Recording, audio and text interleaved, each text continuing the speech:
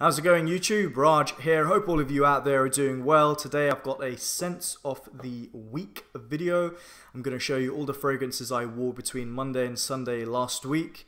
And I like to do this video from time to time. If you want to look back at all the ones I've done in this series, click on playlists on my channel and click on Scents of the Week, and they're all there. So, no point wasting time, so let's get straight into Monday. On Monday, I wore a fragrance from Chanel. This is from their Les Exclusives line, and I recently picked up a few samples of, I think, like 4 or 5, which I've always had my eye on, but I've never actually owned a Les Exclusives bottle. The fragrance I went for was Sycomore. And Sycomore, obviously, as you guys probably will know, is a vetiver based fragrance, and there's quite a few vetiver based fragrances this or last week that I wore. So yeah, I've had my eye on ever since these were originally released, or not originally released, but when they were originally in Eau de Toilette. This is the EDP version. I've always had my eye on Sycomore, Coromandel, Cuir de Russie, and there is one more which I might be missing: Coromandel, Cuir de Russie, Sycomore. I think Bois d'Azil as well. So I've always had my eye on all of those ones. So I got samples of them, and yeah, really enjoyed wearing Sycomore on Monday. It got some quite good comments, actually, feedback in the office. So I think it has a good sillage. It's a very French Parisian style vetiver without any harsh smokiness, but a little bit of that earthiness mixed in with some nuttiness as well. It's a bit sweet also, as not quite sure where it's coming from. Grassy, nice, fresh, earthy, grassy. It's very spring-like fragrance and worked really well on my skin. Not a one that really projects off the skin, but obviously it does leave a nice trail because it did get some compliments on Monday. So very, very nice vetiver-based fragrance. Yeah, you know, will I end up buying it? Well, you know, maybe. We'll see. I definitely think at some point this year I'm going to get my first Chanel Les Exclusives bottle. Which one will it be? Well, stay tuned to find out. So going on to Tuesday, and I went for a oud-based fragrance, but one that I felt would be office appropriate. And I've been hearing so much about the brand Bortnikoff. So a few weeks ago, I decided to get a sample pack of their 3rd and 4th collection. I've always been slightly put off, to be honest, because the prices are quite high and even the samples are quite expensive. But yeah, you know, I just decided to go for it. So actually, since I've got this in front of me, I got a couple of packets or boxes. This one and a smaller one. So they come like this in this kind of like satin silky pouch, and they also have this note breakdown. You guys, if you know about the brand, you'll probably have seen these already, but just in case. So the fragrance I went for isn't actually on this one. It's part of their 3rd collection, I think. Yeah, it must be 3rd collection. And if you'd seen my post on Instagram, you would have you will know that the fragrance I went for was Oud Monarch. So it's not going to focus because it's quite small. But yeah, Oud Monarch was a real treat. I really enjoyed the chocolatey notes coming from this fragrance, the more exotic florals. And it kind of, I don't want to say it faded on my skin towards the dry down, but it didn't have that wow factor like it had in the opening in the middle. I still enjoyed it, but I was kind of expecting it to, you know, develop a little bit more. However, in the evening, I went to the gym, and obviously as I was working out and sweating and body warming up, the scent was coming through like so beautifully, and the oud started coming through a little bit more, and it kind of made me feel like maybe I actually need to wear this in slightly warmer weather to really bring out the notes, but who knows? I mean, maybe not, but it was a very, very enjoyable fragrance. I'm still not completely sure about the prices of Bortnikoff. I think they are very high, but there must be a reason. But I need to test these obviously a lot more. So far, from what I've tested, I've liked what I've smelled, but need to get into them a little bit more. Oud Monarch, really enjoyed it. Yeah, definitely looking forward to testing that. over the next few weeks. I might save it actually until, I don't know, springtime. Let's see. Who knows? Okay, going on to Wednesday, and this is a fragrance that I actually used to own from the brand Frederic Malle, and I got the brand actually when I purchased something. Can't get my words out. Sorry. When I got something from Frederic Malle, they gave me this sample. I actually requested it because I was thinking of repurchasing it, so I just wanted to like refresh my memory. Geranium pour Monsieur.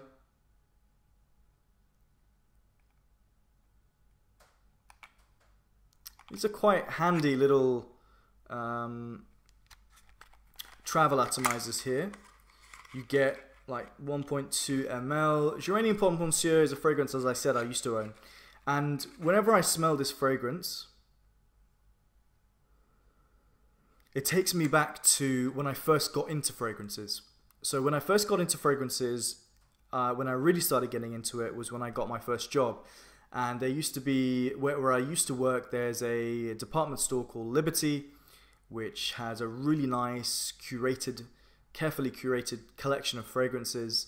And after work, when I used to go swimming at this nearby place, I used to pop into Liberty and spray on Geranium pour Monsieur and try other fragrances as well. And it really worked on my skin, as the body is slightly warm, and it just was like really helped the fragrance project off the skin really nicely. Very fresh, very uplifting. Spearmint, the geranium is beautifully done in here. There's a clean white musks. It's not that complex, but there's a little bit of depth there, which is nice. It's so well made, and is, I think, if you're not a fan of like the typical men's fresh style fragrance, but you still like fresh accords, I think this is definitely one worth checking out. It's a beautiful fragrance, and I definitely would like to get it again in my collection.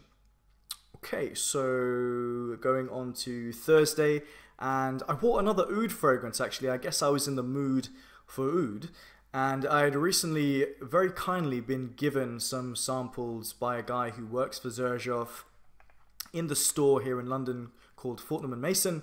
And one of the samples he gave me was Alexandria Imperial.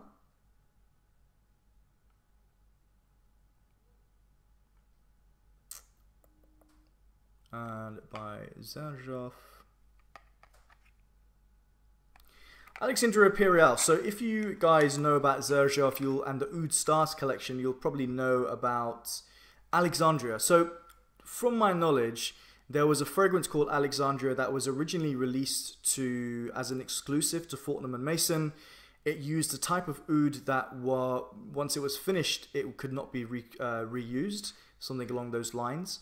I'm not sure if Alexandria then became globally more distributed, but basically there were other versions that came out. So Alexandria 2, I think there's 3 as well. There was Oriental, there is this one, Imperiale, which is exclusive to Fortnum & Mason actually. And this one I felt really reminded me of the original Alexandria. It's a very, very nice fragrance. I really enjoyed it from start to finish. The longevity on this is superb. It is this there's herbal notes. There is a rose note, which I'm going to mention that in a second, but it didn't come across as floral, but I will say something in a second. And the oud is ultra, ultra smooth. It's very, very woody. There's other woody notes in there as well, which combine to this very luxurious scent. It's a very expensive fragrance, and I'm not sure whether it's completely worth it, but as you can hear from my voice, I do like it a lot. And the bottle is absolutely beautiful. Okay, so it has rose, and I believe rose is the only floral note. So when I went to work, I was obviously a little bit cautious about, wearing fragrances like this to work. And I got a comment when, this is early in the morning, somebody walked into the room and said, "Oh, it smells very floral in here." And I was like, probably is me. I mean, I didn't say anything, but then I said to the person, actually, you know what, maybe that might be me, but I'm not wearing a floral-based fragrance. And then, yeah, somebody later on did look, so when they smelled me, they said, yeah, that definitely is you. It's not a fragrance that you would typically wear which I kind of can see their point. But I didn't really pick up on florals on my skin, but obviously other people did. Later on, as the fragrance developed, my colleague who sits opposite me, she said, "Did you spray that fragrance on again? I can smell it. It smells really nice." And I was like, "No, that's just my skin. That's obviously the projection." So yeah, I mean, you know, it depends on the nature of the place where you work and people around you. You can spray a little bit more or be a bit more conservative, but very, very beautiful fragrance, I have to say. It's a level of like smooth, woody smokiness that you don't often experience, or I don't often experience, that's for sure. Okay, so going on to Friday, the first full bottle here, the only full bottle. It's a brand that I have mentioned recently, or a bottle that I've mentioned recently, because I recently purchased this one from the brand Guerlain. This one is Vetiver, simply called Vetiver, and yeah, I mean, I have to say, like, slightly green juice, green cap, and yeah, it just works really well. It's so well made. It really is a well made fragrance. I used to own this one, and I don't know why I moved it on. Maybe I just didn't quite appreciate it at the time. Maybe because I was smelling so many other fragrances and wanting to buy other fragrances, I just decided to move it on and didn't give it the time it deserves. But the freshness, and then the smokiness, the spiciness, the tobacco, dry, almost hay-like accords in the dry down is absolutely sublime. It really is. I would quite like to get my nose on the extreme version just to see how I don't particularly like the name extreme, but I would actually quite like to try it out. I don't think I've ever tried it. Right, so going on to Saturday. Now Saturday I went out and did a bit of fragrance shopping, and you will see the fragrance that I got later on when I do another haul video. But I picked up a few samples from I went to a place called Jovoy, and I picked up a couple of samples along with my bottle. They actually give you free samples. They're very, very generous there. So the one I went for is a brand that was completely unknown to me, but there were a couple of fragrances in the line that I actually quite enjoyed. So the brand is called Noble Royal or Royale.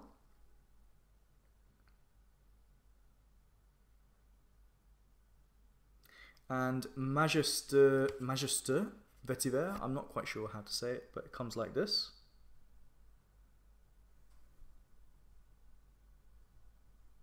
And let me see if I can show you the note breakdown. Let's see.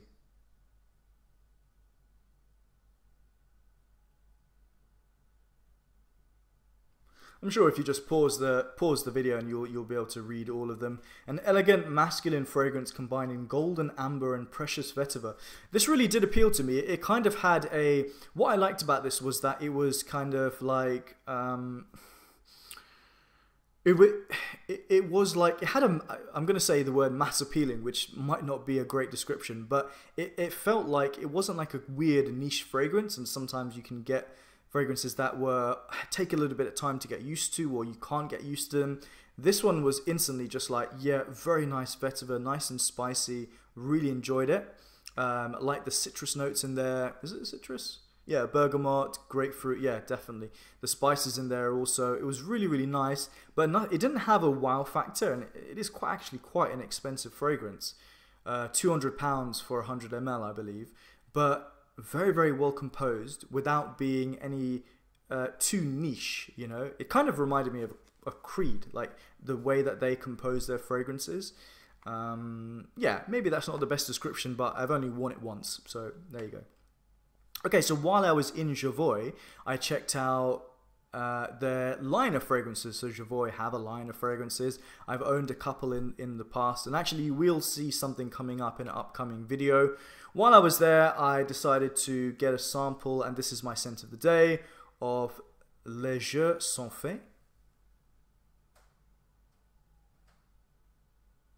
So I might have to put my hand here. Let's see what happens.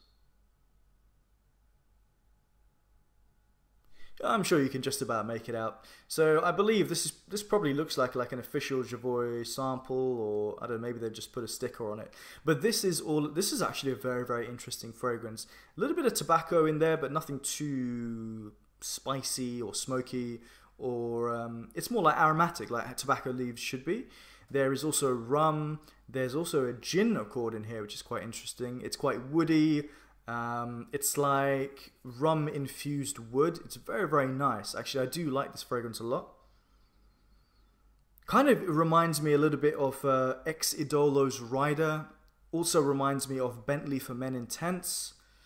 I haven't seen too much about this on YouTube. I think there's only one video that I've seen recently by AC. He's quite a big fan of this one.